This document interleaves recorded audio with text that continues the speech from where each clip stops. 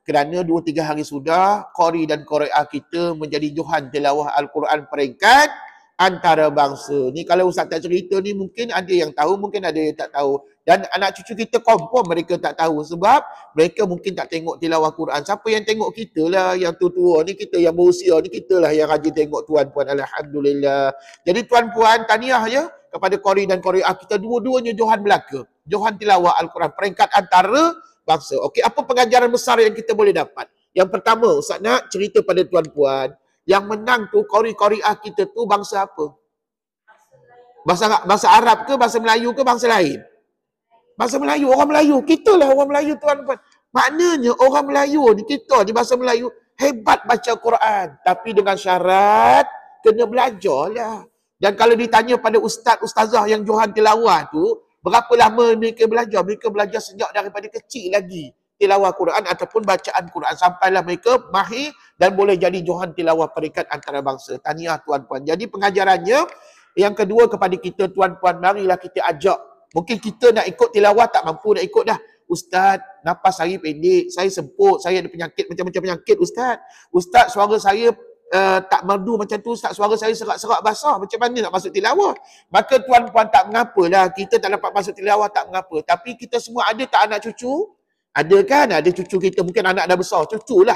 Cucu kita tuan-puan, didiklah mereka ini jadi seorang yang boleh mahir baca Quran. Kalau tak dapat jadi qari-qari'ah pun tak apalah. Jadilah orang yang boleh mengenal kepada Quran supaya nanti di hari kiamat Nabi SAW dapat mengenal, dapat memberikan syafaat kepada kita sebagai umatnya. Jadi tuan-puan, bersyukurlah pada Allah Subhanahu Wa Taala walaupun tuan-puan bukan seorang qari dan qari'ah, tetapi tuan-puan kita ni hanya sebagai jemaah biasa. Setidak-tidaknya tuan-puan ada ikhtiar, ada usaha untuk menjadi seorang yang mahir baca Quran dengan mempelajari, masuk join ke dalam kelas ustaz ini ya, kelas talaqi dan musyafahah. Baik tuan-puan, satu. Yang keduanya, jangan lupa ya, tolong war-warkan program back to school yang ustaz lancarkan baru-baru ini. Tuan-puan ada 2 bulan tau untuk kita nak kutip dana. InsyaAllah saya doalah mudah-mudahan ada rezeki lah untuk anak yatim dan asnaf kita ni. InsyaAllah nanti bulan 12, bulan Disember ustaz akan bawa lah anak-anak yatim dan asnaf, mana yang saya mampu bawa lah. Ke mana Ustaz nak bawa mereka? Ke pasar raya ataupun ke Maidin untuk kita belikan barang-barang persekolahan mereka. Ustaz belikan baju, seragam, Ustaz belikan kasut, saya belikan beg, alat tulis dan sebagainya ya. Jadi mudah-mudahan ada rezeki lah untuk anak-anak ini. Dan tuan-puan ada 2 bulan tau untuk memberikan sumbangan, dan saya mengalu-alukan kalau ada anak cucu tuan-puan yang dah bekerja ya, yang dah bekerja gaji, Ustaz saya tengok gajinya selesa, besar dan sebagainya, maka apa salahnya sedekahlah 100-200 ringgit untuk support, dapatlah support seorang anak yatim dan asnaf insya-Allah. Terima kasih banyak-banyak. Ustaz teruskan program ni sampailah bulan 12 nanti baru Ustaz akan bawa anak-anak ni. Kalau misalnya dananya tak cukup, Ustaz bawa setakat mana yang saya mampu je lah. Tapi kesianlah tuan-tuan perempuan. Kalau saya sebagai contoh ya, anak yatim contohnya ada 5 orang dalam satu keluarga. Macam tahun-tahun sudah, saya terpaksa buat pilihan. Saya ambil yang kecil, yang 2 orang je. Yang besar 3 orang ni ataupun yang sekolah menengah ni saya tak ambil. Jadi mereka ni abang-abang tengoklah adik-adiknya dapat beg, dapat baju dan sebagainya. Jadi kadang-kadang kesian juga saya. Kalau boleh saya nak ambil semua. Sebab mereka ni anak yatim, anak asnaf. Kalau boleh saya nak ambil semua. Tapi dananya tak cukup, tak mampu. Maka Ustaz terpaksa buat pilihan lah. Biasanya saya utamakan anak-anak yang sekolah rendah. Ya, kemudian second baru saya utamakan anak-anak sekolah menengah.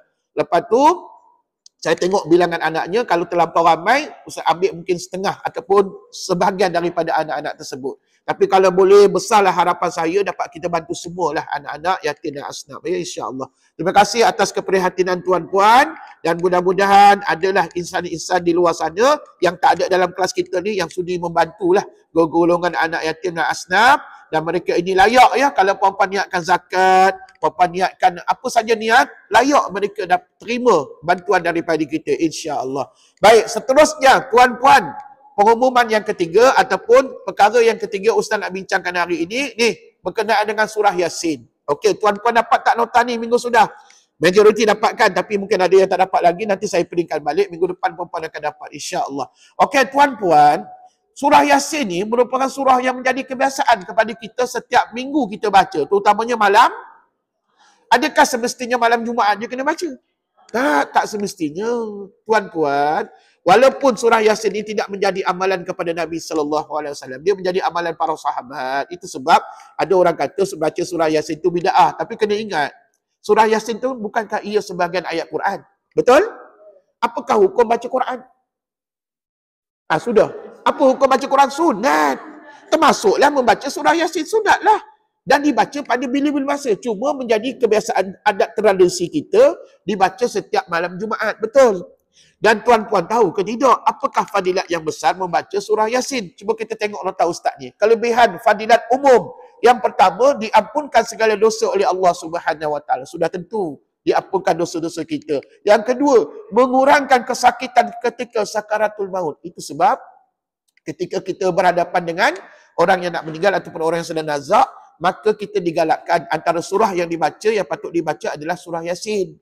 Selain daripada itu, bacalah juga surah Ar-Ra'du. Surah apa puan?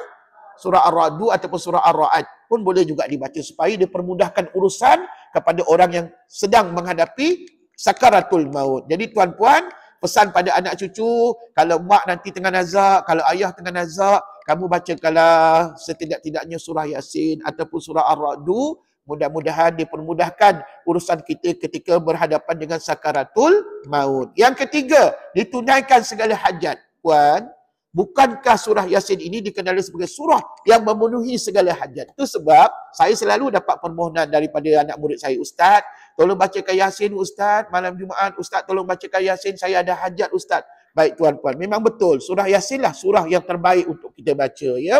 Dan kalau puan-puan dapat baca secara berjemaah, itu lebih afdal, ya.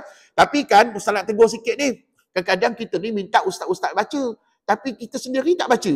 Ada berlaku tuan-puan, ada. Dekat masjid contohnya, Ustaz, ni ada seikat pisang Ustaz. Ustaz tolong baca Yasin, ya. Lah, lepas tu saya tengok, yang bagi Ustaz pisang tadi, tak baca Yasin pun, dia balik rumah. Allahu Akbar. Tapi kalau dia baca di rumah, Alhamdulillah. Tapi apa salahnya, join lah Ustaz, berjemaah sama-sama baca Yasin. Itu lebih afdal. Jadi tuan-puan, jangan duk bagi Ustaz pisang, duk bagi Ustaz apple ke apa buah-buahan, tetapi kita sendiri tak ambil tanggungjawab untuk baca Yasin. Sedangkan yang lebih afdal baca Yasin adalah waris ahli keluarga si mati. Kalau berlaku kematian lah. Jadi tuan-puan, itu yang lebih afdal sebenarnya. Tapi kalau tuan-puan nak minta tolong ustaz-ustaz, tok imam dan siapa-siapalah yang boleh membaca ayat Quran dengan fasih, dengan mahir, maka puan-puan digalakkan minta bantuan kepada orang lain. Okey, yang keempat, dilindungi daripada segala kejahatan. Sama ada yang nampak atau tak nampak. Yang nampak ni biasalah tuan-puan manusia yang punya kerja. Yang tak nampak ni siapa punya kerja? Iblis dan syaitan. Jadi kalau kita baca surah Yasin, mudah-mudahan dilindungi daripada segala musibah ataupun perkara-perkara yang tak elok yang dilakukan oleh manusia dan juga segala semua makhluk-makhluk Allah yang ada di muka bumi ini. Baik, nombor 5, mendapat ganjaran pahala yang besar daripada Allah. Sudah tentu tuan-puan. Tambah-tambah kalau kita baca Yasin pada malam Jumaat. Puan-puan tahu bila sebut malam Jumaat, maka Jumaat itu adalah penghulu segala hari. Maka kalau kita beramal pada hari Jumaat ataupun pada malam Jumaat, maka ganjarannya lebih besar daripada hari-hari yang lain. Itu sebabnya hari Jumaat kita digalakkan sangat banyak melakukan amal soleh. Antaranya bersedekah, antaranya kita baca Quran, antaranya kita buat baik ke sesama manusia dan sebagainya. Dan tuan-tuan, bagus ya, ada beberapa orang pelajar saya, anak murid saya, setiap hari Jumaat dia bersedekah. Dia transfer masuk dalam akaun Batu Hasan. Ustaz, ni ada sedekah daripada saya Ustaz, RM50. Alhamdulillah. Ustaz pun bacakan doa. Jadi tuan-puan, itu satu tindakan yang bagus, satu amal yang bagus. Dan mudah-mudahan sekiranya kita beramal begitu secara istiqamah, maka itulah amalan yang amat disukai oleh Allah Subhanahu Wa Taala. Pesan Nabi SAW dalam sebuah hadis, Nabi kata apa? Sesungguhnya amalan yang amat paling disukai oleh Allah Subhanahu Wa Taala adalah yang sedikit tetapi berterusan, berkekalan. Seperti mana yang Ustaz tunjukkan tadi, bersedekah. Walaupun RM1, walaupun RM2, walaupun RM50, tapi istiqamah. Setiap hari Jumaat mesti saya sedekah Ustaz. Tuan-puan, itulah amalan yang amat disukai oleh Allah Subhanahu Wa Taala. Okey tuan-puan, mari saya tunjukkan cara beramal dengan ayat yang ke-9. Ni, ayat ke-9 surah Yasin. Baik tuan-puan, saya yakin tuan-puan majoritinya dah hafal dah ayat 9 surah Yasin ni. Tuan-puan, siapa ada nota Ustaz ni, cuba buka. Mari kita baca sama-sama. Macam mana kita nak mengamalkan ayat 9 ni? Okey, kita baca dulu ayatnya dulu, baru saya tunjukkan bagaimana kaedah amalannya. Tapi sebelum tu saya nak bagi tahu ni. Ayat 9 kata para ulama merupakan ayat pendinding diri, keluarga dan harta benda daripada musuh. Musuh ni sama ada yang nampak ataupun yang tidak nampak. Jadi tuan-puan, mari kita baca ayat 9 ni ikut Ustaz. A'udzu billahi minasy syaithanir rajim.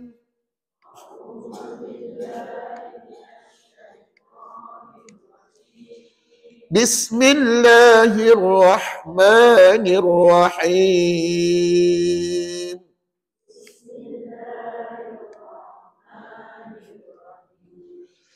وَجَعَلْنَا مِنْ بَيْنِ أَيْدِيهِمْ سَدًّا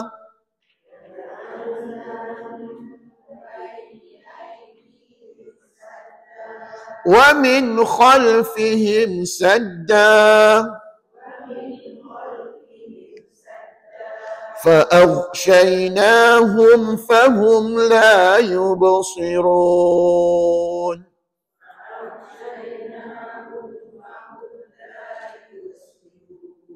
Ingat, nak berkesan ayat ni pada kita, tuan-puan kena baca dengan bertajwid. Sebab tu ayat Quran, bukannya sembarangan ayat. Ayat Quran kena baca dengan bertajwid. Apa hukum baca Quran dengan tajwid?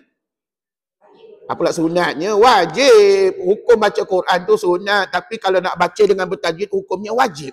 Maka tuan-puan tak boleh baca lintang pukang. Sekali lagi ulang. وَجَعَلْنَا مِنْ بَيْنِ أَيْدِيهِمْ سَدًّا.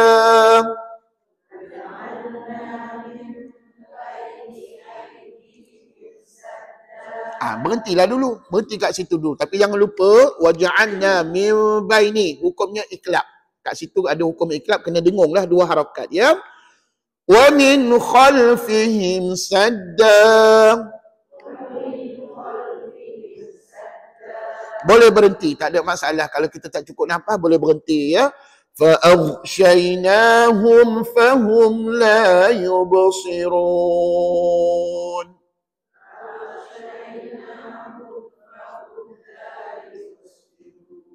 Alhamdulillah. Puan-puan boleh baca sendiri di rumah? InsyaAllah. Ustaz, ada waktu-waktu tertentu ke nak baca ayat ni? Tak ada waktu tertentu. Bila-bila masa boleh baca, tuan-puan, ya. Dan sekiranya kita dalam keadaan uzur, terutama yang orang perempuan, ya, uzur syar'i, tuan-puan, ya. Jadi puan-puan boleh baca doa ni tadi dengan syarat niatkan dia sebagai doa. Boleh? Tak ada masalah. Ya, boleh baca dengan niat sebagai doa. Tapi ingatlah sebelum nak baca ni, bacalah bismillah dulu. Jangan tiba-tiba waja'alna min baini aidihim sadda. Dan ingat, segala hajat kita boleh tertunai ataupun boleh dipenuhi oleh Allah hanya melibatkan hajat-hajat niat yang baik sahaja. Kalau niat tak baik, Allah tak perkenankan doa kita. Jadi niat yang baik iaitu untuk sebagai pendinding diri kita, keluarga dan harta benda. Ustaz, macam mana praktikalnya? Okey, dengar. Bila kita baca tadi, tuan-puan tadah tangan macam ni. Tadah tangan. Lepas tu bila dah baca, contohnya begini. وَجَعَلْنَا مِنْ بَيْنِ أَيْدِيهِمْ سَدًّا وَمِنْ خَلْفِهِمْ سَدًّا فَأَغْشَيْنَاهُمْ فَهُمْ لَا يُبْصِرُونَ. Hembus ke tapak tangan. Hembus tapak tangan, sapu pada badan. Sapu pada badan kita. Untuk diri kita lah. Untuk lindungi diri kita. Ustaz, kalau keluarga dengan harta benda macam mana? Okey, kalau keluarga dengan harta benda, contohnya harta benda kita, maka tuan-tuan hembuskan ke depan, kanan dan kiri. Hembus depan, kanan dan kiri. Selepas habis baca ayat tadi. Jangan hembus dulu baru baca ayat. Tuan-puan baca ayat baru hembus ke depan, kanan dan kiri. Ikut peraturan kanan dan kiri. Kanan dulu lepas tu baru kiri, ya. Ustaz, kalau saya hembus ke belakang, ke atas, bawah, boleh, tak jadi masalah. Jadi puan-puan hembuskan ke satu tempat atau biasanya kalau kita berjalan ke depan ke belakang? Ke depan. Jadi musuh kita biasanya di hadapan kita. Jadi tuan-puan hembuslah ke depan, kanan dan kiri, insya-Allah Allah lindungi kita daripada segala musibah ataupun malapetaka, benda-benda yang tak elok berlaku pada kita. Jadi susah ke senang nak buat praktikal jadi?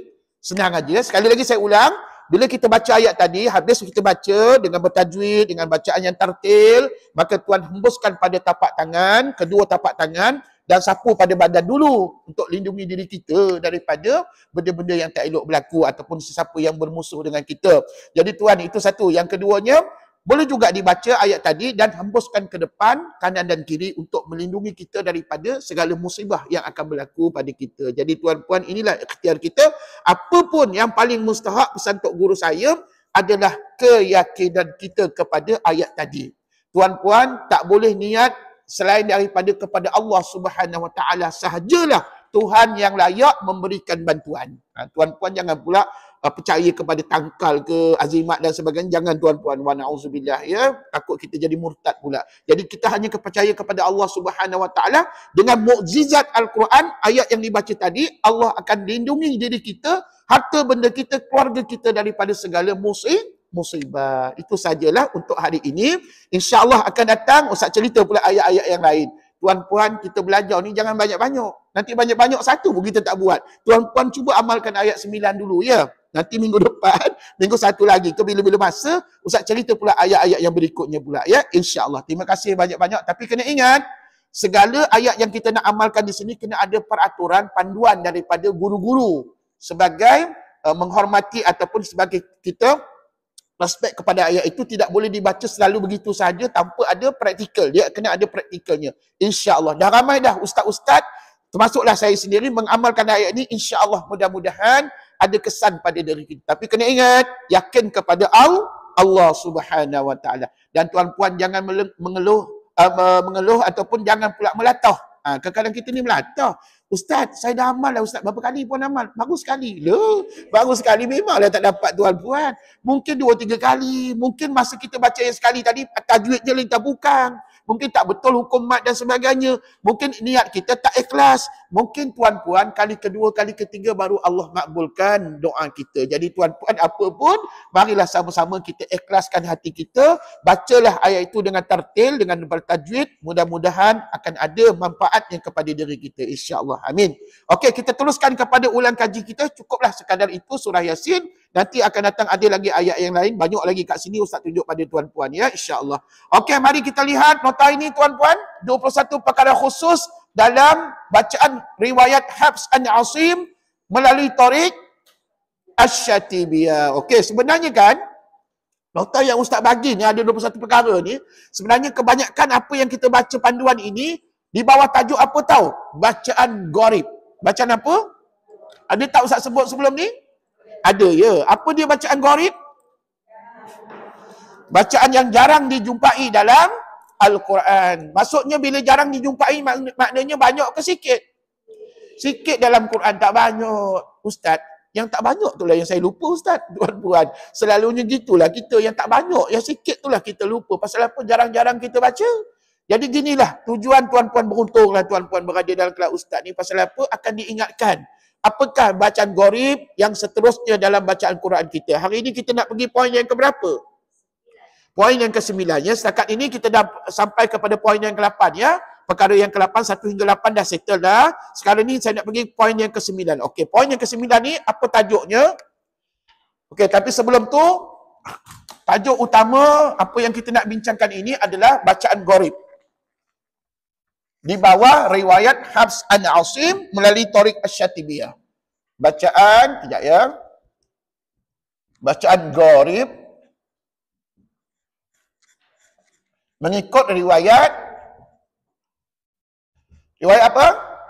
Hafs an Asim melalui Tariq Asy-Syatibiyah. Tariq Asy-Syatibiyah.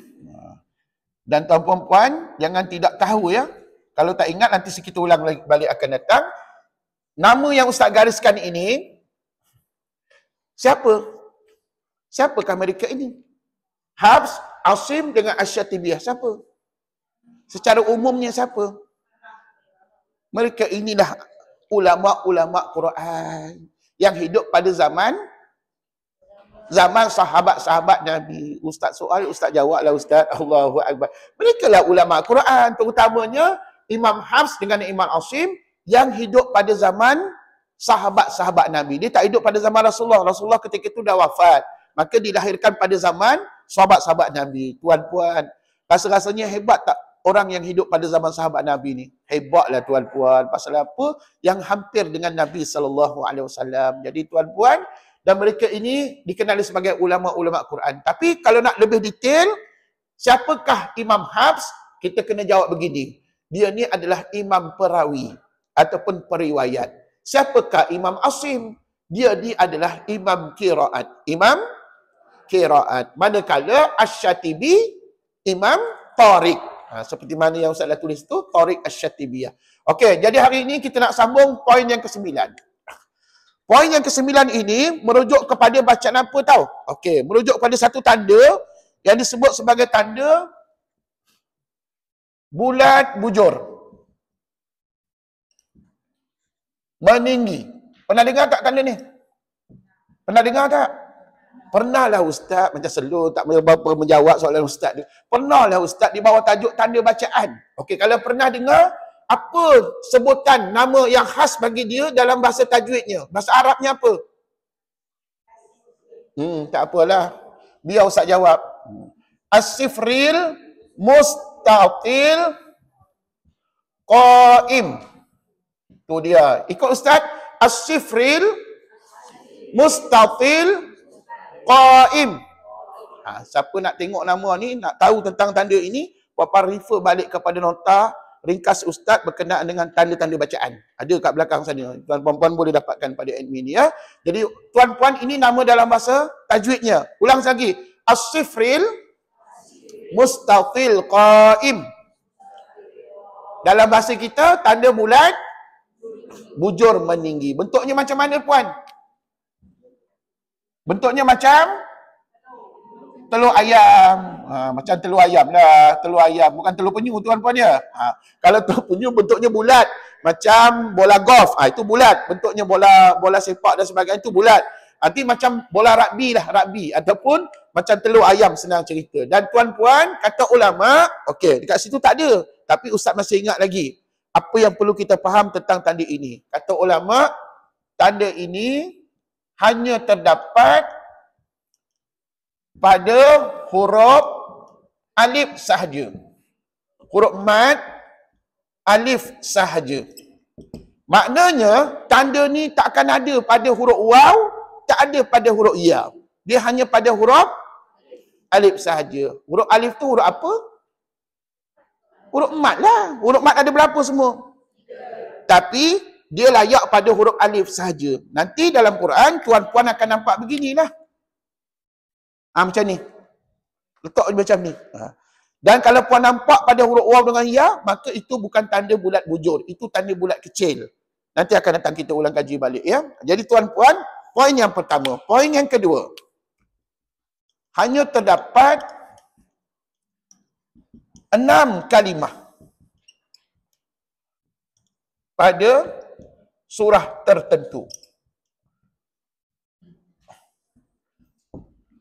Maksudnya di sini, hanya terdapat 6 contoh perkataan, kalimah dalam Quran yang hanya ada tanda bulat bujur.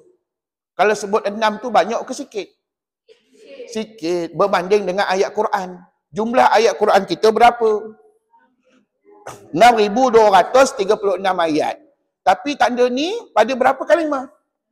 Tak banyak. Itu sebab Ustaz kata, tanda bacaan yang kita sedang ulang kaji sekarang ni di bawah tajuk bacaan gharib. Bacaan yang jarang-jarang ada dijumpai dalam Quran. Ada 6 sahaja. Baik, apakah kalimah itu? Seperti mana dalam nota Ustaz, iaitu yang pertama perkataan, okey, saya ambil daripada bawah dululah, ya, ataupun daripada tengah-tengah dulu. Sebab apa? Perkataan ana tu kemudian nanti saya terangkan. Okey, saya ambil az-zununa dulu. Az-zununa. Yang pertama, saya ambil perkataan az-zununa. Okey. Az-zununa. Okey, ni surah mana? Al-Ahzab. Puan-puan boleh bacakan dalam nota Ustaz tu? Surah Al-Ahzab ayat berapa? Ayat 10. Okey. Puan-puan nampak tak kalimah ni? Dan kalau puan-puan perhatikan dalam Quran nanti, selepas kalimah az-zununa ni, dia ada bulatan berias. Dekat situ tak ada kan? Puan-puan tambah sendirilah. Kalau puan-puan rajin nak menyalin ni, silakan. Tak ada masalah. Jadi tuan-puan, az-zununa tak ada tanda ni. Minta maaf. Dia tak ada ni. Adh-dhununa hunalika, dia tak ada. Ya, adh-dhununa hunalika. Maknanya kat sini dia tak ada tanda bulatan berias. Yang ada nanti sekejap lagi yang dua tu. Yang dua tu. Surah Ar-Rasulah, surah Al-Ahzab dengan surah Al-Ahzab juga ayat 67. Yang tu ada. Yang ni tak ada, minta maaf ya. Adh-dhununa, dia tak ada tanda apa-apa. Sebaliknya selepas kalimah ni dia ada kalimah lain. Okey. Dan kedudukan adh-dhununa ni letaknya di awal ayat. Jadi biasanya kita akan baca dengan wasal. Kita tak baca dengan wakaf. Biasanya kita wasalkan. Sekejap lagi saya tunjukkan cara bacaan. Okey. Saya tunjukkan contoh kalimah dahulu ya. Okey, yang kedua pada kalimah kalau puan-puan nampak Ar-Rasulah. Ar-Rasulah dia ada tanda bulatan berias. Okey, Ar-Rasulah. Yang ni ada. Ar-Rasulah. Kat sini ada bulatan berias. Bermakna dia berada di hujung ayat. Dalam nota ustaz tak ada, tapi sebenarnya dia ada bulatan berias di hujung ni. Puan-puan rujuk baliklah. Surah mana ni? Al-Ahzab ayat 66. Okey, satu lagi yang ketiga. Perkataan As-Sabila. Okey, As-Sabila. Sama juga. Dia ada bulatan berias dan di hujungnya ada tanda bulatan berias lah dengan nombor 67. Okey, ini contoh yang ketiga. Ya saya. Oh, yang ni ada. Adh-dhununa ada ya? Oh, diwakafkan ada juga ya. Maknanya tersilap lah saya tadi tu. Okey, tak apa, tak mengapa. Ada juga macam ni. Oh, maknanya tiga-tiga ni ada ya? Okey, alhamdulillah. Terima kasih ingatkan saya. Oh, lakinna yang tak ada. Lakinna yang tak ada ya. Okey, tak apa, tak apa. Maknanya tiga-tiga ni memang ada tanda bulatan berias. Minta maaf. Yes, yang ni saya lupa. Allahu Akbar. Tak apa, yang penting nama surahnya apa? Al-Ahzab ayat 10. Yang ni Al-Ahzab ayat 66. Yang ni Al-Ahzab ayat 67. Okey. Setakat ni sudah berapa contoh? Sudah 3 contoh ya. Okey, sekejap lagi saya tunjukkan bagaimana kaedah bacaannya. Okey, baik. Kita tunjukkan contoh kalimahnya dahulu ya. Okey, seterusnya kita lihat contoh yang keempat. Iaitu pada perkataan lakinna, ana lakinna di atas tu. Lakinna. Nampak tak lakinna? Ana tu sebenarnya kalimah lain tu. Okey, cuma diletakkan dekat-dekat seolah macam sekali pula ya. Sepatutnya lakinna ni. Yang ni Ustaz kata tadi dia ada selepas kalimah lakinna ni dia ada ayat berikutnya. Yang ni letak di awal. Yang tiga ni confirm letak di hujung ayat. Yang ini lakinna letak di awal ayat. Jadi biasanya kita tak berhentilah. Biasa kita baca sambung. Okey, tak apa. Sekejap lagi saya tunjukkan cara bacaannya.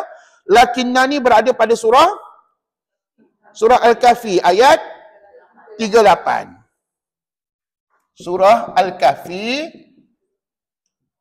ayat 38. Okey.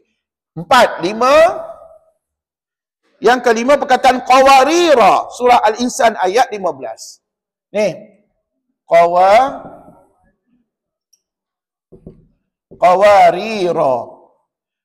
Di sini dia ada bulatan berias. Ada, confirm. Dan qawarira ni dia ada dua. Yang ada tanda bulat bujur ni letaknya di hujung ayat begini. Dan selepasnya ada lagi qawarira lagi. Ada. Okey. Baik, setakat ini qawarira ini berada pada surah Al-Insan ayat 15. Okey. Setakat ni dah berapa contoh tuan-puan? 5. 5 contoh ini hanya pada surah ini aja. Tak ada surah lain.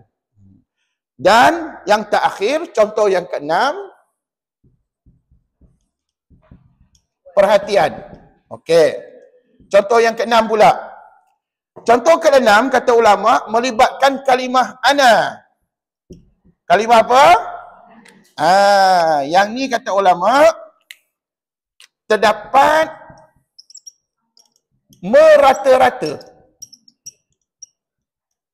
dalam Al-Quran.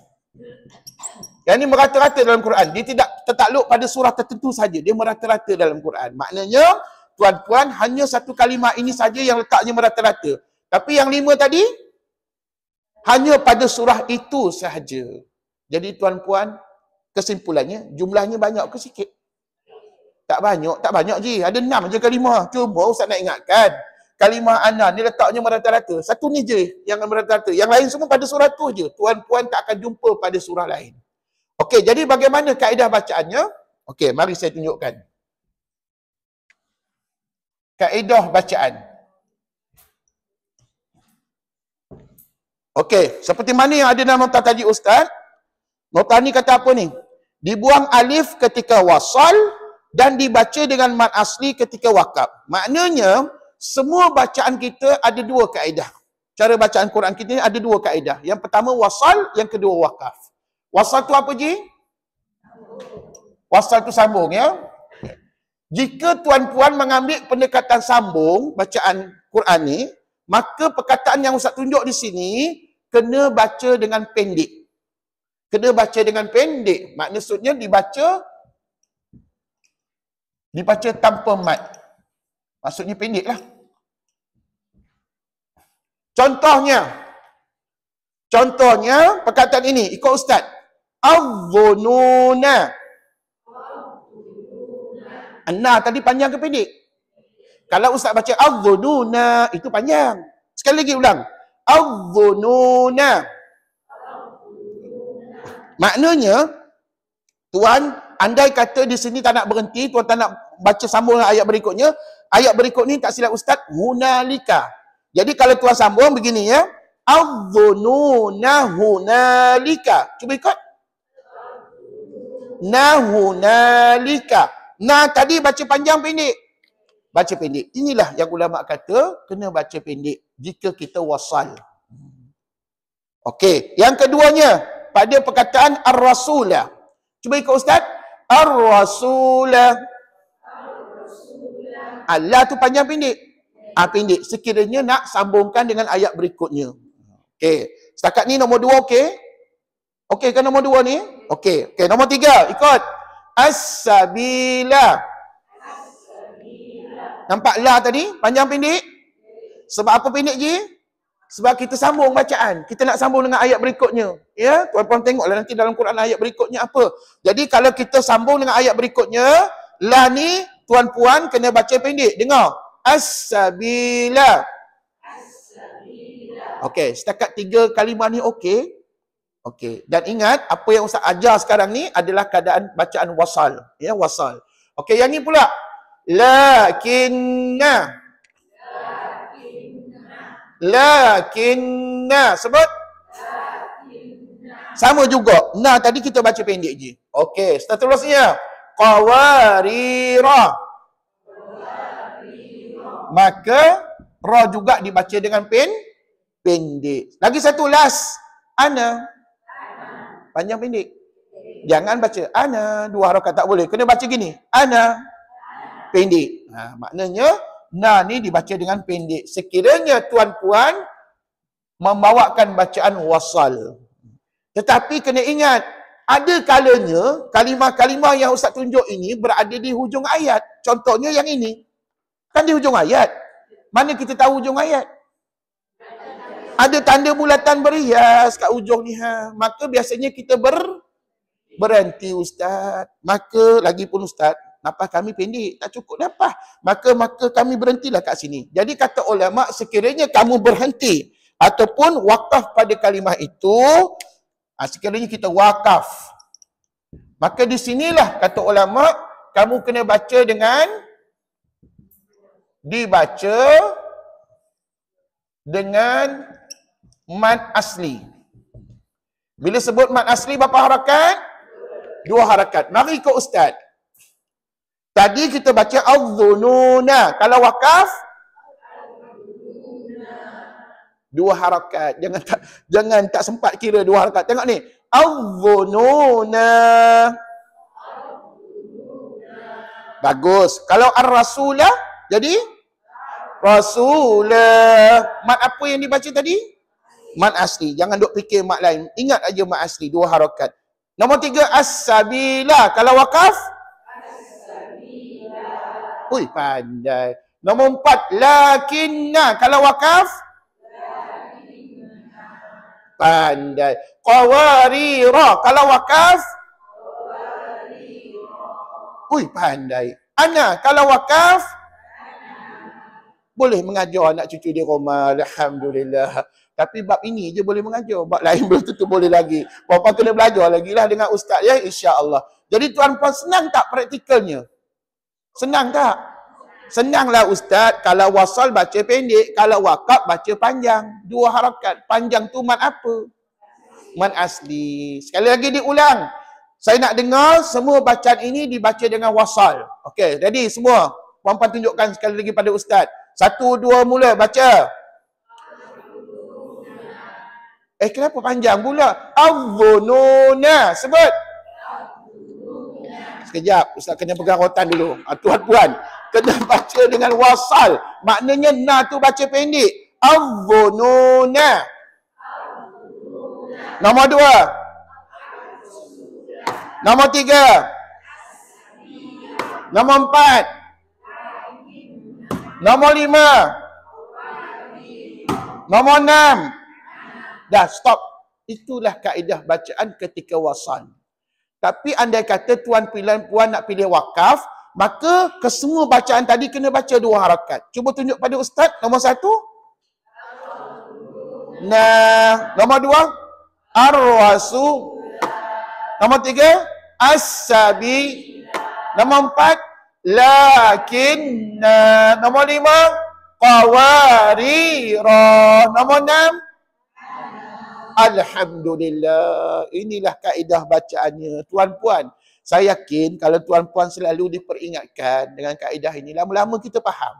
Lama-lama nanti puan-puan boleh ngajar anak cucu. Dan cara nak mengingat selalu benda ni, tuan-puan, pesan arwah Pak Guru saya, kamu cuba ajar orang lain.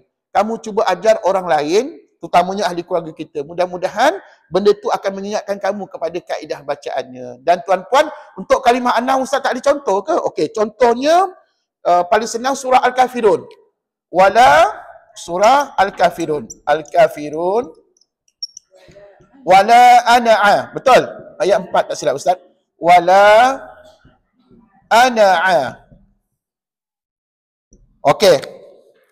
Wala ana'a di sini. Wala ana abidum ma abadtum. Betul? Jadi ana ni biasanya kita berhenti ke sambung?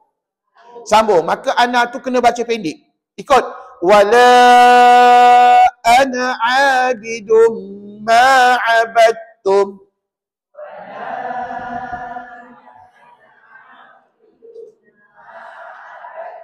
Maka ana tadi dibaca dengan pendek. Ustaz tak ada surah ni kata, ustaz kata merata-rata. Ada. Contohnya surah Yusuf. Ayat 90. Qala ana Yusuf. Qala ana Yusuf. Okey, tengok ni. Dekat sini ada ana lagi. Qala ana Yusuf. Ikut. Nampak ada ana kat situ. Maka puan-puan pergi baca pendek. Jangan baca panjang. Kalau wasal. Tapi kalau berhenti? Qala ana. Tapi tak pernah saya dengar orang berhenti kat situ. Pasal apa ayatnya pendek aja tuan-puan ya. Jadi tuan-puan pergi baca sambung lah. Jangan berhenti pada ana ya. Tapi andai kata kalau nak berhenti boleh. Tak ada masalah. Tapi berhentilah dengan kadar 2 harakat. Jadikan dia mad asli. Jadi tuan-puan, di sinilah letaknya tanda bulat bujur meninggi pada kalimah ana. Jadi nampak tak different? Beza 5 contoh dengan contoh yang ke-6. 5 contoh hanya pada surah itu aja.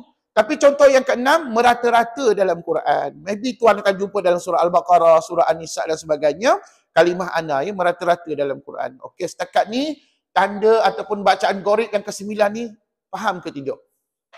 Faham mudah-mudahan. Saya doakan mudah-mudahan tuan-puan sentiasa istiqamah sentiasa ingat apa yang diajar selama ini, insya-Allah. Kalau nak bagi ingat selalu apa yang diajar, tak lain tak bukan, tuan-tuan puan-puan kena selalu jumpa ustaz-ustaz ataupun guru-guru Al-Quran, datang ke kelas, mudah-mudahan dapat diingatkan. Okey, cukuplah sekadar itu peringatan saya pada hari ini. Minggu depan nanti kita sambunglah tanda yang ke-10 dan berikutnya ya, minggu hadapan. Mari kita nak baca Quran, sudah tentu masih lagi jilid yang ke-5 ya. Surah apa ya? Surah Al-Kahfi. Oh, tak habis lagi surah Al-Kahfi kita ya. Ayat berapa kita? 37 ke? Okey, tadi kita baca surah Al-Kahfi. Betul ke ayat 37 ni? Ayat 37 surah Al-Kahfi, muka surat berapa ni? 140. Muka surat 140 surah Al-Kahfi. Okey. Tuan-puan, saya ada sekeping nota berkenaan dengan surah Al-Kahfi. Nanti akan datanglah. Tuan-puan boleh dapatkan nota ini. Ini percuma je, Ustaz bagi percuma je. Ni, nota surah Al-Kahfi, di mana ada dia punya intisari ataupun pengajaran ayat. Apa kisah dalam surah Al-Kahfi, ada Ustaz catat dekat sini. Puan-puan boleh dapatkan pada admin di belakang sana. Secara percuma, tak payah bayar apa-apa ya. Jadi tuan-puan akan datang lepas kita habis baca surah Al-Kahfi, nanti saya ceritakan apakah pengajaran kisah utama yang ada dalam surah tersebut ya, insya-Allah. Okey, mari kita sambung bacaan surah Al-Kahfi kita dan rasa-rasanya jumpa tak ni tanda bulat bujur meninggi. Wallahu alam, kita tengok nanti ya. Kalau jumpa kita sentuhlah, kita sebut dalam bacaan kita ya. Kalau tidak, kita teruskan baca dengan surah-surah yang lain. Okey tadi, surah Al-Kahfi ayat 37. A'udzu billahi minasy syaithanir rajim.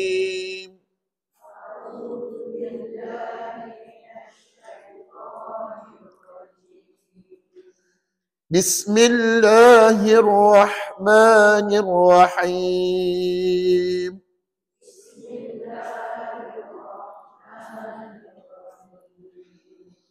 قال له صاحبه وهو يحاوره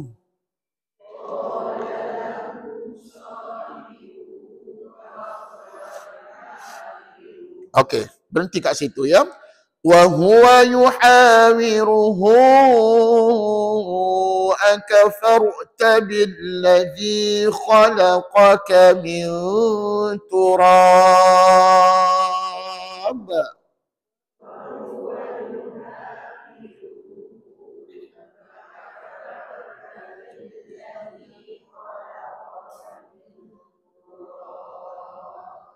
Cukup ke nafas tu? Macam tak berapa cukup je nafas tuan-puan ya. Ni, wa huwa yuhawiruhu, jangan dikurangkan harakat. Kalau puan buat 2 harakat, masuk tilawah confirm kena tolak markah. Kat situ kena baca 45 sebab hukumnya maksilah qawilah. Cuba ulang lagi ya, dengar ya. Wa huwa yuhawiruhu akafarta billadhi khalaqaka min turab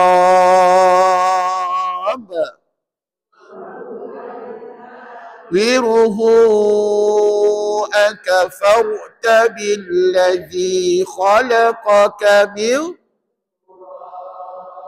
Alhamdulillah, cukup nafas ya, alhamdulillah. Okey, Ghostan balik.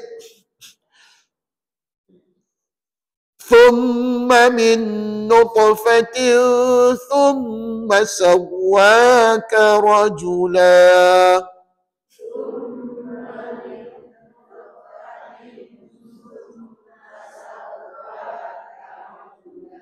Boleh sambung, tak payah ulang pun ayat tadi ya. Thumma min nutfatin thumma sawwaka rajula. Sambung. Jumpa pun.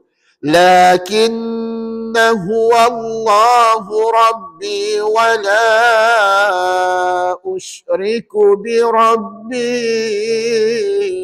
ahada.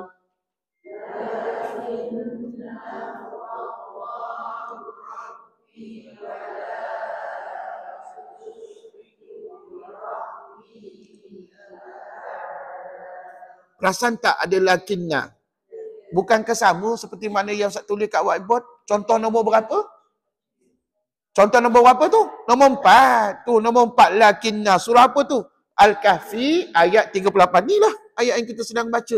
Maka inilah namanya tanda bulat bujur meninggi. Kalau wasal baca pendek. Kalau wakaf baca 2 harakat mad asli. Tapi sesuainya wasal ke wakaf. Wasal. Pasal apa? Lakinna tu berada di awal ayat. Ni Ustaz kata tadi berada di awal ayat. Maka sesuainya jangan berhentilah Ustaz. Kita sambung je bacaan. Sekali lagi dengar. Lakinna huwa Allahu Rabbi wa la usyriku bi Rabbi ahada.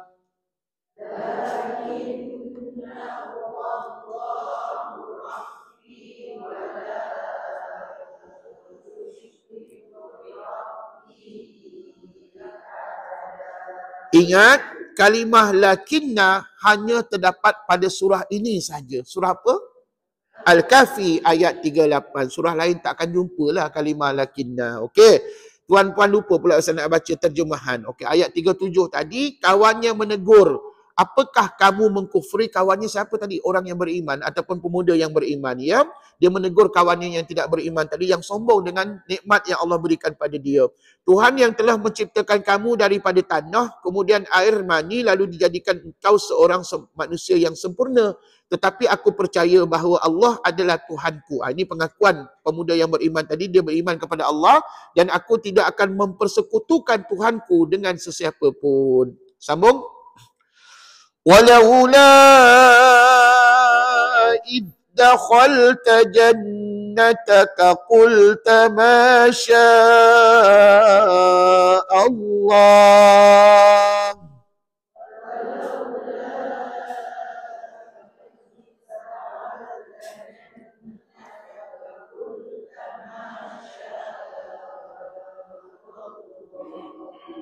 Cukup nampak? Cukup insya-Allah. Berhenti kat situ dulu ya. Ghostan balik. Jannataka qulta ma syaa Allahu la quwwata illa billah.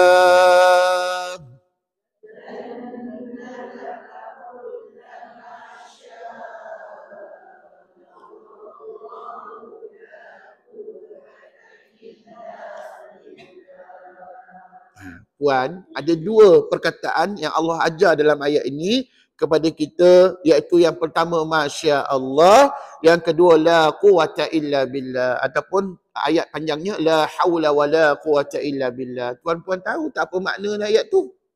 Apa makna masya Allah? Atas ketentuan Allah ia berlaku. Atas ketentuan Allah ia terjadi ataupun ia berlaku. Masa bila sesuai diucapkan Masya Allah? Bila tengok apa? Bila kita tengok ataupun melihat apa jua kejadian Allah Subhanahu Wa Taala. Terutamanya kejadian yang cantik-cantik, yang indah-indah. Contohnya kita keluar, dewan ni nampak pokok. Contohnya Masya Allah. Nampak kereta lawa, Masya Allah. Nampak bangunan tinggi, Masya Allah. Semuanya adalah ciptaan Allah Subhanahu Wa Taala, ataupun atas kehendak Allah ia berlaku. Tanpa izin Allah tak mungkin berlaku. Walaupun yang buat bangunan tu manusia, tetapi atas kehendak izin Allah baru dia berlaku. Kalau tidak, maka tak terjadilah bangunan tersebut. Manakala satu lagi ayat la quwwata illa billah, apa maknanya? Tiada kekuatan melainkan Allah. Tiada kekuatan melainkan Allah. Masa bila sesuai diucapkan? Masa lupa ajalah ya. Sebenarnya apabila kita dalam keadaan yang lemah, contohnya kita tersesat jalan ke, kita lupa ke, ataupun dalam keadaan memang betul tidak berdaya, maka tuan-puan jangan lupa tahu papan ucap la haula wala quwwata illa billah, ataupun paling pendek la quwwata illa billah, ya. Ataupun diucapkan dalam keadaan kita diberikan berbagai-bagai ujian oleh Allah Subhanahu Wa Taala, la quwwata illa billah. Ketika itulah kita ni manusia yang paling lemah, tuan-puan. Tetapi bukan semua kita merasakan begitu. Kadang-kadang kita merasakan kita ni hebat belaka, sedangkan yang paling hebat hanyalah Allah Subhanahu Wa Taala. Kita ni hebat atas sebab kehendak Allah, atas sebab izin Allah. Itu sebabnya apa sahaja yang berlaku pada kita kena ucap la quwwata illa billah. Terutamanya ketika kita diuji dengan berbagai-bagai ujian oleh Allah Subhanahu Wa Taala. Ya, masa periksa hari tu, ingat tak dulu puan-puan periksa dengan ustaz? Mesti ada masa periksa tu puan-puan mesti ada lupa ayat yang nak dijawapan pada kertas soalan ustaz. Maka tuan-puan sepatutnya ucap la quwwata illa billah ataupun la haula wala quwwata illa billah. Okey, mari ustaz bacakan terjemahan. Dan mengapa kata pemuda beriman tadi, mengapa ketika engkau memasuki kebunmu tidak kamu katakan Masya Allah dan la quwwata illa billah, sekiranya engkau melihat harta dan anakku jauh lebih sedikit daripada apa yang kau miliki. Okey, tuan-puan sambung. In tarani ana aqalla minka malan wa walada.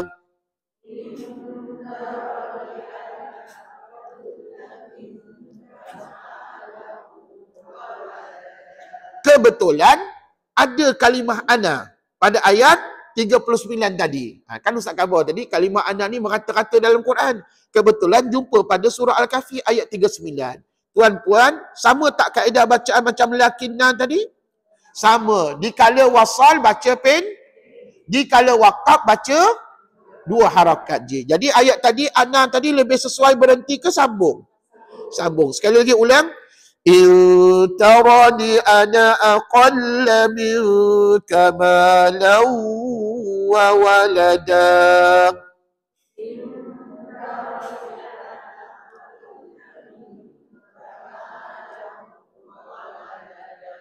Sekiranya engkau melihat harta dan anakku jauh lebih sedikit dari apa yang kau miliki.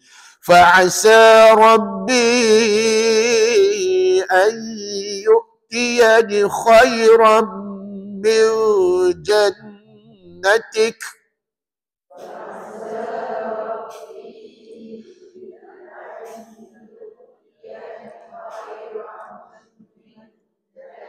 Natik, berhenti kat situ. Min jannatik.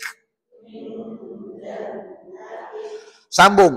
Wa yursila 'alayha husbanan minas samaa'i fatusbiha sa'idan zalaqa.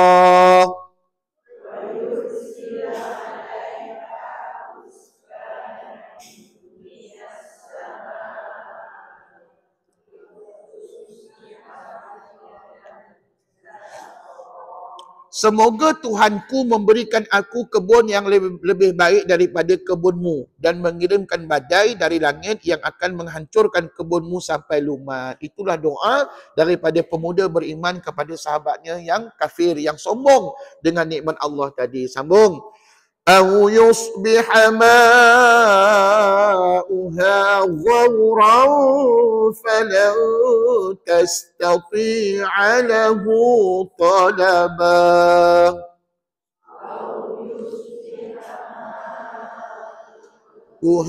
غورا فلن تستطيع له طلبا.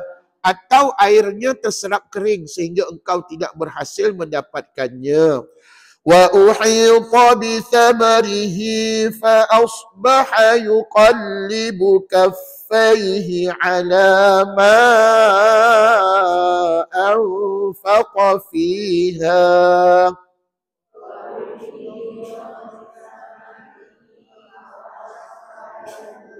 لمكفيه على ما أنفق فيه. Stop kat situ. Sambung. وهي خاوية على عروشها ويقول يا ليتني.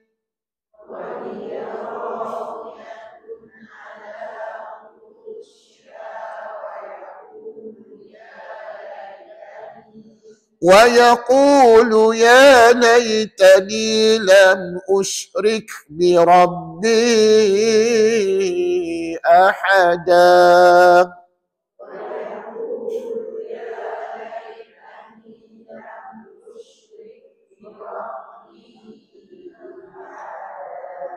puan-puan, doa pemuda yang beriman tadi dimakbulkan oleh Allah Subhanahu Wa Taala. Akhirnya apa yang berlaku pada pemuda, kebun-kebun pemuda yang kafir tadi? Bencana besar kata Allah menimpa buah kebun itu, lalu pemiliknya iaitu pemuda yang kafir tadi membalik-balikkan kedua-dua tangannya, kecewa terhadap apa yang telah dia belanjakan padanya, sedangkan pokok anggur itu roboh bersama para-paranya.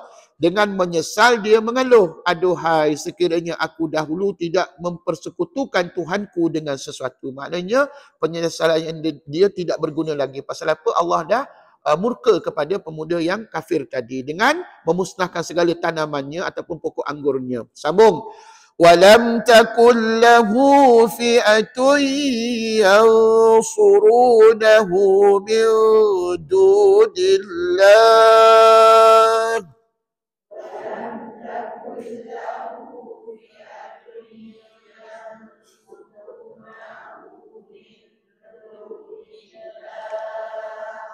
من دون الله وما كان منتصرا.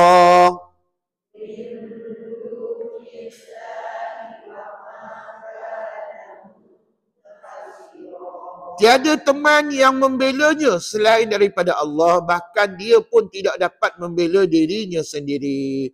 Hunalikal walayatu lillahil haqq.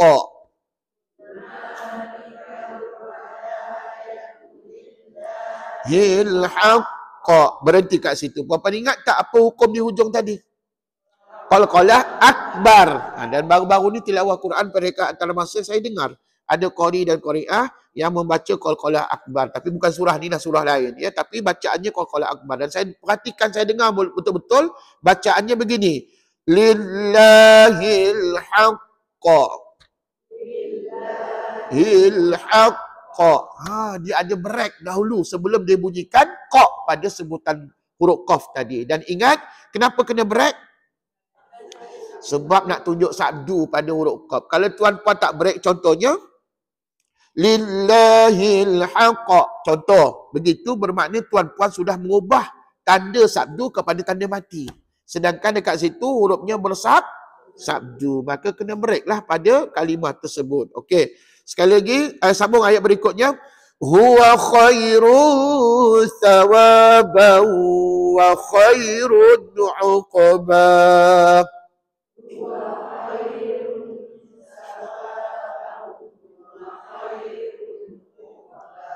Dalam keadaan ini, pertolongan itu hanya daripada Allah yang hak. Dialah sebaik-baiknya pemberi pahala dan pemberi balasan. Puan-puan, bila kita baca ayat 44 tadi, maka berakhirlah cerita tentang dua orang pemuda. Seorang beriman, seorang tidak beriman. Ya? Habis cerita yang kedua tahu. Cerita yang pertama tentang apa? Ashabul Kahfi lah, 7 orang pemuda. Cerita yang kedua, cerita tentang 2 orang pemuda pula. Tadi mula-mula Allah cerita tentang 7 orang pemuda Ashabul Kahfi yang tidur dalam gua selama 309 tahun. Cerita yang kedua pula Allah kisahkan tentang 2 orang pemuda, yang seorang beriman, seorang tidak beriman. Okey, masuk kepada ayat 45, cerita lain pula. Okey, ready? Wadrib lahum mathalal hayatid dunya kama in anzalnahu minas sama'.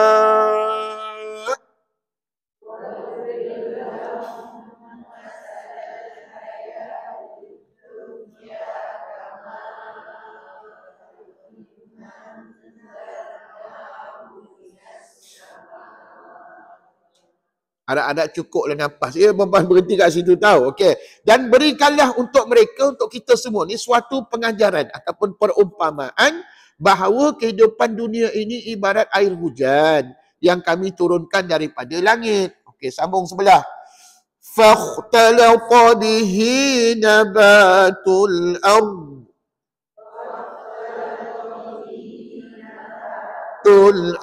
Berhenti. فأصبح هشيما تذروه الرياح.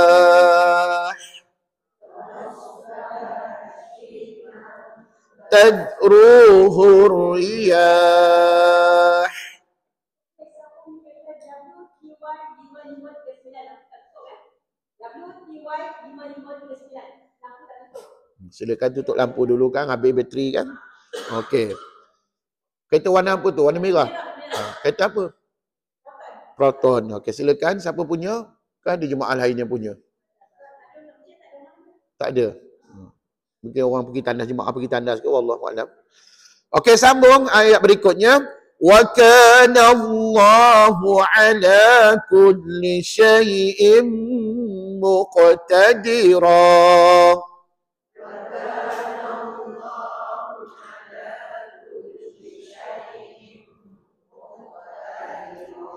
Jadi pada ayat 45 Allah menceritakan kehidupan kita kat muka bumi Allah ni ibarat macam air hujan yang kami turunkan daripada langit. Tumbuh-tumbuhan bumi menyerapnya sehingga bertunas dengan subur. Kemudian ia menjadi kering, kontang ditiup angin. Allah Maha berkuasa atas segala-galanya. Betul tak? Seperti mana yang berlaku pada kita hari ini. Pada mula-mulanya kita lahir dulu, kita kecil-kecil. Bila kita remaja, kita sihat lagi. Kita gagah. Ustaz setakat tangga 20-50 tangga, no problem. Tapi hari ini tuan-puan, Allahu Akbar. Tengok tangga pun kita dah bergeletar dah tangan Ustaz. Boleh ke saya naik tangga kejap lagi Ustaz? Wallahu Alam. Jadi itulah perumpamaan hidup kita. Satu ketika kita ni sihat. Satu ketika kita ni membesar daripada kecil sampai besar tu, sampai remaja dan hingga dewasa pada waktu ini. Tapi kena ingat satu hari nanti ataupun pada waktu ini Allah sudah tarik nikmat kita satu persatu. Ya, yang dulu kita mampu buat, sekarang ni kita tak mampu buat lagi dah. Betul tak? Itulah kehidupan kita seumpama seperti mana yang Allah cerita dalam ayat 45. Okey, sambung. Al-mal wal-banun zinatul hayatid dunya.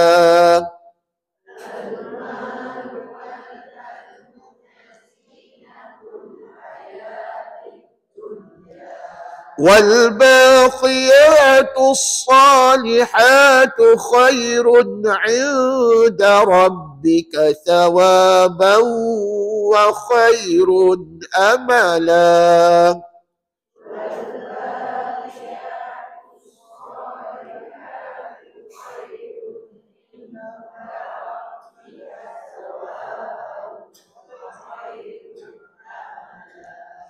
Kata Allah, harta kekayaan dan anak pinak hanyalah hiasan hidup di dunia. Apa maksudnya? Maksudnya mereka ini sekadar pinjaman sementara pada kita. Dan bila sebut hiasan, maka kita seronok tak? Siapa depan ustaz ni tak seronok dengan anak pinak? Kalau tak seronok dengan anak pinak, tak seronok dengan harta, something wrong pada kita tuan-puan. Biasanya kita seronok tuan-puan. Tengok anak pinak kita, ya Allah comel lah cucu saya ustaz.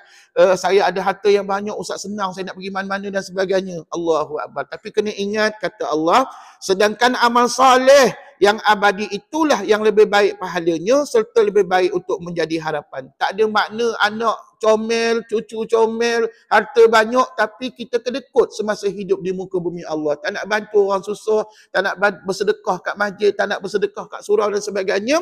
Tuan-puan, itu semua tak dapat membantu kita. Melainkan harta yang kita infakkan ke jalan Allah Subhanahu Wa Taala. Tuan-puan nak tahu tak sebenarnya sebanyak mana harta yang kita infak, itulah sebenarnya harta yang sebenar-benarnya kita di hari kiamat. Bukannya Allah ambil kira berapa banyak harta kita kat muka bumi Allah ni. Kalau kita kedekut haji bakhil, tuan-tuan Allahu Akbar, maka di hari kiamat kita tak dapat apa-apa daripada Allah. Malahan nanti bila kita tengok buku amalan kita kosong, tak ada apa-apa. Dia punya pahala ganjaran kat situ. Jadi itu sebabnya tuan-puan, walaupun mungkin di muka bumi Allah ni kita tidaklah kaya mana, tetapi jangan tidak kita bersedekah. Sebab amalan sedekah itulah amalan yang paling utama sekali, fadilatnya besarnya nanti di hari kiamat yang kita akan dapat. Selain daripada amalan-amalan lain seperti baca Quran, solat sunat dan sebagainya, ya. Tapi tuan-puan jangan tidak langsung kita bersedekah walaupun sedikit. Sambung. Wa yawma nusayyirul jibala wa taral arda barizah.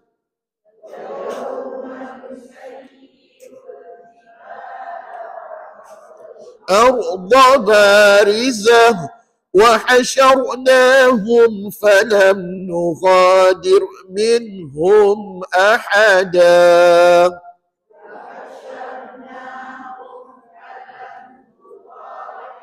Minhum ahada. Ingatlah suatu masa nanti kami gerakkan gunung ganang sehingga bumi tampak terbentang datar. Kami kumpulkan segenap manusia, tidak seorang pun yang kami lewatkan. Maksudnya ayat ini merujuk kepada bila malaikat Israfil meniupkan sangkakala, yang pertama maka akan hancurlah muka bumi ini, termasuklah planet-planet yang ada di luar bumi kita semua hancur belaka.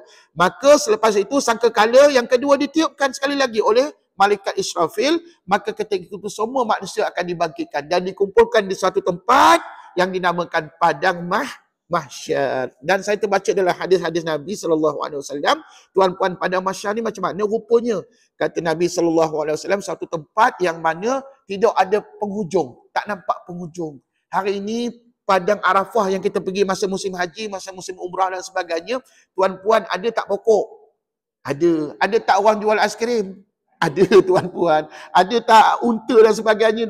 Ada belaka. Allahu Akbar. Tapi nanti di padang mahsyar yang sebenar, apa pun tak ada, melainkan lautan manusia sahaja. Dan ketika itulah, tuan-puan, segala amal soleh kita dapat membantu kita daripada terkena apa-apa malapetaka ataupun benda-benda yang tidak elok pada kita. Contohnya, matahari itu digambarkan sejengkal daripada kepala kita. Tuan-puan, hari ini matahari punyalah berjuta kilometer pun kita rasa panas, apatah lagi kalau sejengkal. Jadi kalau nak mengelakkan daripada panas cahaya matahari ini, maka kalau kata para ulama, kena perbanyakkan bersedekah, kena perbanyakkan baca Quran. InsyaAllah ia akan memberikan syafaat kepada kita di padang mahsyar. Okey, sambung.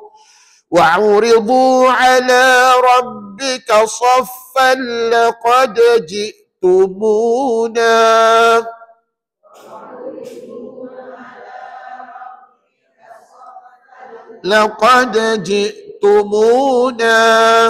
لَقَدْ جِئْتُمُونَا كَمَا خَلَقْنَاكُمْ أَوَّلَ مَرَّةٍ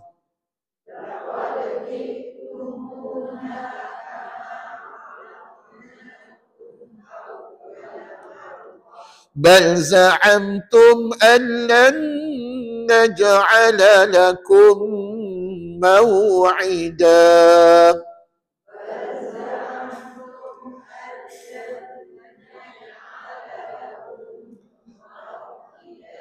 Dengan berbaris mereka. Siapa mereka? Kitalah, tuan-puan, dihadapkan kepada Tuhanmu. Kini kalian kembali kepada kami sebagaimana kami ciptakan kamu pada kali yang pertama. Tetapi kamu menyangka bahawa kami tidak menentukan waktu kembali untuk kamu. وَوُضِعَ الْكِتَابُ فَتَرَى الْمُجْرِمِينَ مُشْفِقِينَ مِمَّا فِيهِ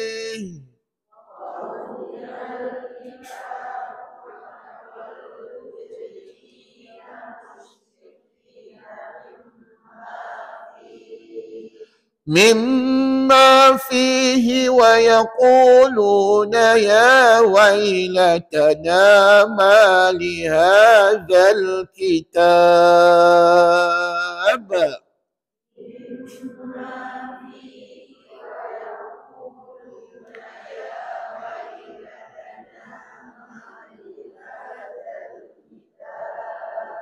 berhenti kat situ. Ma li hadzal kitab la yughadiru saghiratan wala kabirah.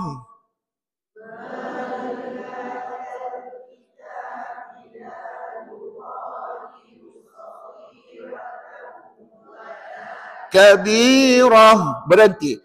La yughadiru saghiratan wala kabiratan illa ahsaha.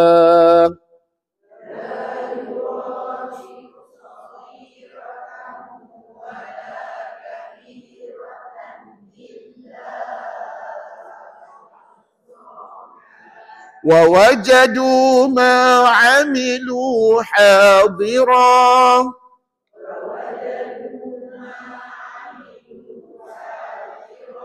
وَلَا يَظْلِمُ رَبُّكَ أَحَدًا.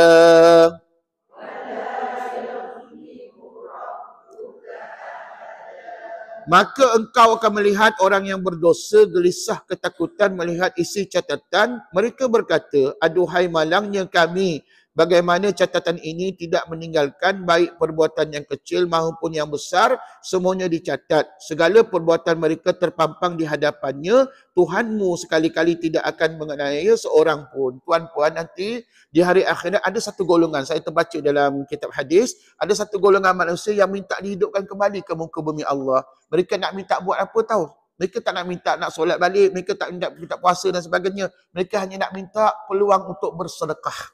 Jadi tuan tu sebabnya sesiapa yang dengar mana-mana pihak minta sedekah, minta tolong, minta bantuan dan sebagainya, tuan puan bantulah setakat mana yang kita mampulah. Tidak semestinya bantu dengan banyak. Dan kalau tak mampu dengan bantu dengan keuangan, tuan puan bantu dengan doa. Ya Allah, engkau selamatkanlah pihak-pihak tertentu, sempurnakan segala program yang dilaksanakan. Mudah-mudahan itu juga dianggap sebagai satu sedekah ya. Kalau kita tak mampu nak sedekah dengan wang ringgit kita. Okey, sambung.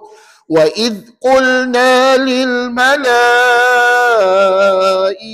isjudu li Adam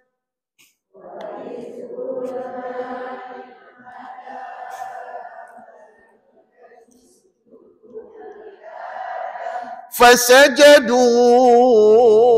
إلا إبليس كان من الجن ففسق عن أمر ربه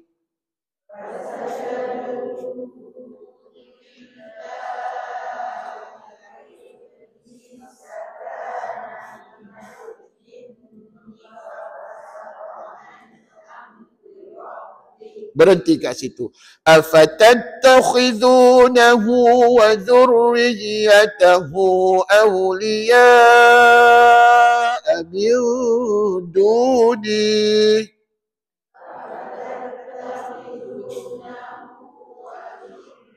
yatahu awliya'a min duni. Stop kat situ. أولياء من دوني وهم لكم عدو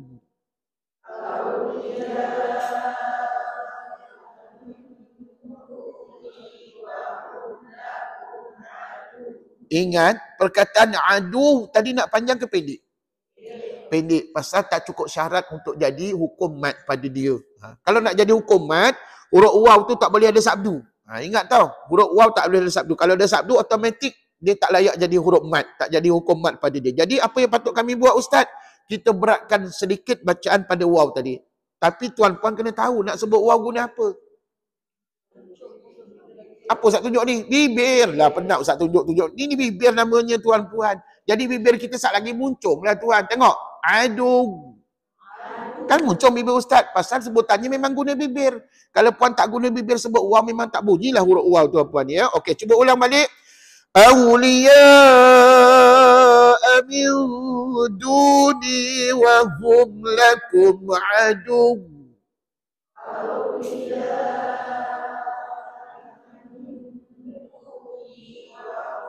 Lakum adu. Stop. Situ saja bacaan ni. Kalau orang tanya apa hukum pada adu, jawabnya tak ada hukum apa-apa, melainkan diberatkan sedikit bacaan pada waw.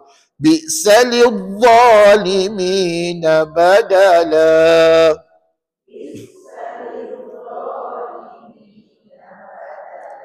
Ingatlah pada ketika kami perintahkan kepada para malaikat, berilah hormat kepada Adam.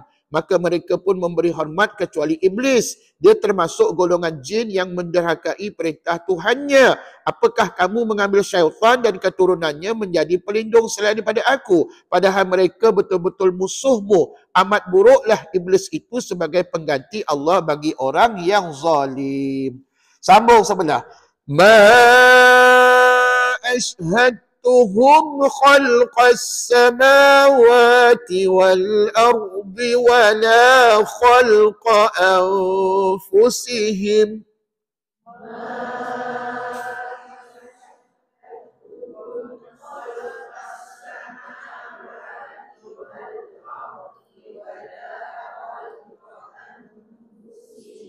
harap-harap cukuplah nafas. Tuan-puan tahu ke tidak apakah tanda awal ayat ma asyhadtuhum tadi? Apa tanda bacaan tu? Tanda robok ataupun tanda bintang. Tanda bintang ataupun dalam bahasa Arabnya, bahasa tajuknya robok. Robok ni kita terjemahkan sebagai bab kecil lah, chapter baru bagi surah tersebut ataupun ayat tersebut, ya. Jadi tuan-puan, Muhammad ingat tak tanda robok ni ada berapa dalam Quran? Ada harapan Ustaz jawab ni. Ada 240. Dalam satu juzuk ada berapa? Ada 8. Dalam satu hizbu ada berapa? Ada 4. Tak apalah Ustaz soal, Ustaz jawab. Okey, tak apa tuan-puan. InsyaAllah akan datang kita ulang kaji baliklah tanda-tanda bacaan tu, semua dah kita belajar dah dulu, ya. Tapi mungkin kita lupa pasal lama sangat tinggal Ustaz, ya. Jadi tuan-puan kena ingat tahu, tanda ini sebenarnya kegunaannya untuk apa kata ulama? Untuk sempadan bacaan kita ataupun sempadan kepada hafazan bagi orang-orang yang menghafal Al-Quran. Jadi macam kita tak hafal Quran, kita hanya sekadar membaca, maka boleh jadikan tanda ini sebagai sempadan bacaan kita. Maknanya, kalau tuan-tuan dah habis baca ayat 50 tadi, tuan-tuan boleh sadaqallahul azim. Boleh, tak ada masalah. Bermakna, bila esok lusa ataupun bila bermasa kita baca ayat 51, bermakna tuan-tuan sudah mulakan bab yang baru pada surah tersebut. Okey, sambung. Tadi kita dah berhenti anfusihim. وَلَا خَلْقَ أَنفُسِهِمْ وَمَا كُنتُ مُتَّخِذَ الْمُضِلِّينَ عَضُدًا.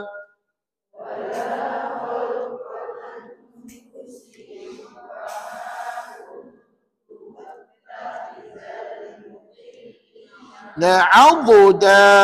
Aku tidak menghadirkan iblis dan keturunannya ketika penciptaan langit dan bumi, dan tidak pula pada penciptaan mereka sendiri. Aku tidak akan mengangkat pembantu dari mereka yang menyesatkan. Wa yawma yaqulu nadu syuraka'i alladhina za'amtum.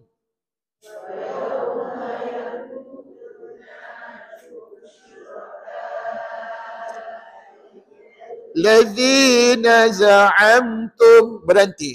Alladzina za'amtum fada'awhum falam yastajibu lahum.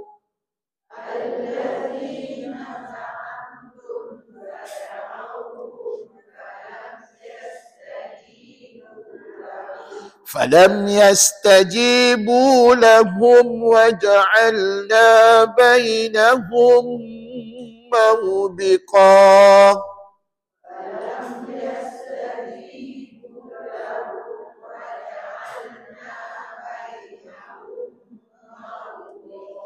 Ingatlah ketika Allah memerintahkan, panggillah sesembahan yang kamu jadikan sekutu-sekutuku. Mereka memanggil. Mereka tu siapa? Orang-orang yang tidak beriman. Mereka yang tidak beriman kepada Allah, yang menyembah berhala, yang menyembah selain daripada Allah. Maka nanti di hari akhirat Allah cabar mereka. Kamu panggillah patung-patung berhala, Tuhan-Tuhan yang kamu sembah semasa hidup di muka bumi Allah. Kata Allah dalam ayat tadi, mereka memanggil para sekutu itu. Mereka memanggil sembahan yang mereka sembah semasa hidup di muka bumi Allah, tetapi mereka tidak mendapatkan jawapan.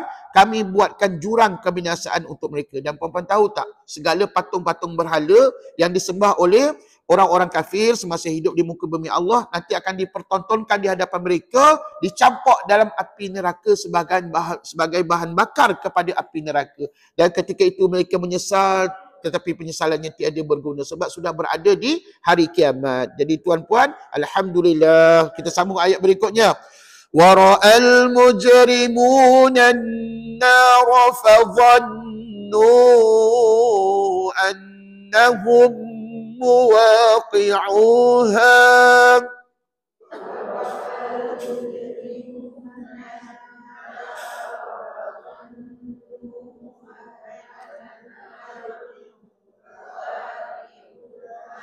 Stop. فَظَنُّوا أَنَّهُمْ مُوَاقِعُوهَا وَلَمْ يَجِدُوا عَنْهَا مَصْرِفًا.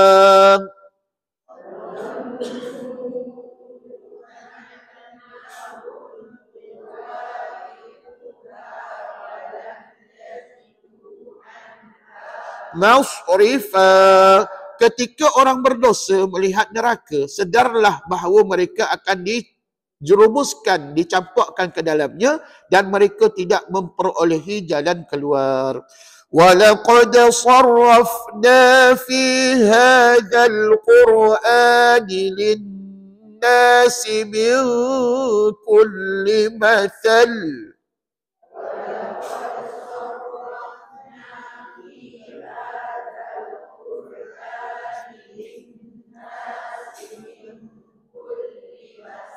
berhenti. وَكَانَ الْإِنسَانُ أَكْثَرَ شَيْءٍ جَدَلًا.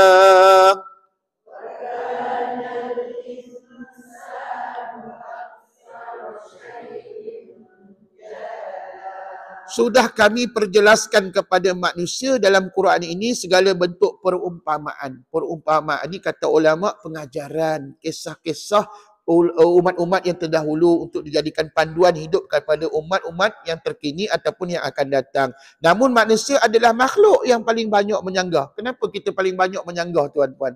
Pasal apa? Kita dikurniakan akal fikiran. Jadi kalau akal fikiran kita itu dipandukan oleh nafsu, maka itu sebabnya kita ni banyak menyanggah. Menyanggah tu apa? Membantah segala apa yang diperintahkan oleh Allah Subhanahu Wa Taala. Sekali lagi. وَمَا مَنَعَ النَّاسَ أَن يُؤْمِنُوا إِذْ جَاءَهُمُ الْهُدَى.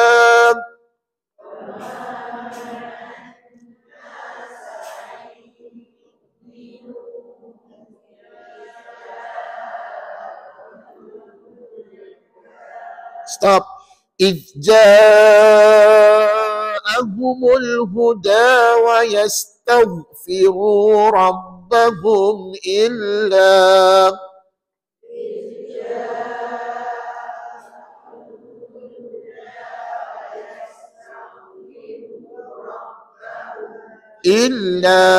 ingat, bila berhenti pada illa hanya sekadar 2 harakat. Jangan terlajar 45. Ustaz tu ada tanda pemanjang. Dulu Ustaz kata tanda pemanjang kena baca 45. Kalau dibaca sambung. Kalau wasal barulah 45. Tapi tadi kita sambung ke berhenti? Maka 2 harakat aja pada dia. Okey, gosan balik, kita sambung illa. Baru baca 45. Illa an ta'tiyahum sunnatul awwalin.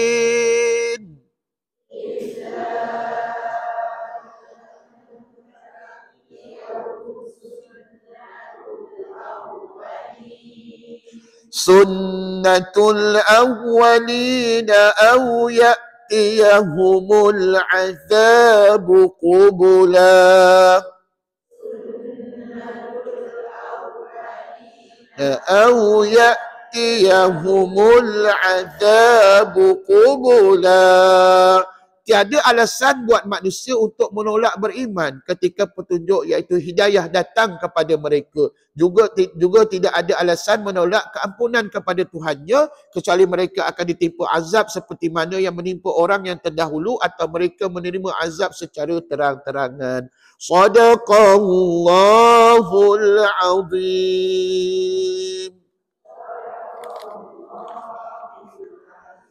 Baik, insya-Allah saya yakin minggu depan kita akan berjaya menamatkan buku ataupun jilid yang ke-5 kita ni. Jadi minggu depan ambil perhatian, tolong standby dengan buku jilid yang ke-6. Ya, jilid yang ke-6 tolong standby bawa minggu depan. Kemungkinan kita habiskan sedikit lagi ni jilid yang ke-5, kita akan terus masuk kepada jilid yang ke-6. Jadi minggu depan tolong bawa 2 jilid 5 dan 6. Terima kasih banyak-banyak. Insya-Allah minggu depan kita sambung ya perbincangan bacaan Gharib di bawah riwayat Habs an Asim. Baik, kita tutup kuliah kita dengan tasbih kafarah dan juga surah Al-Asr. Bismillahirrahmanirrahim. Subhanakallahumma wa bihamdik asyhadu an la ilaha illa anta astaghfiruka wa atubu ilaik. Bismillahirrahmanirrahim. Wal 'asr innal insana lafi khusr illa alladhina amanu wa 'amilus salihat wa tawassaw bil haqqi wa tawassaw bis sabr. Assalamualaikum warahmatullahi wabarakatuh.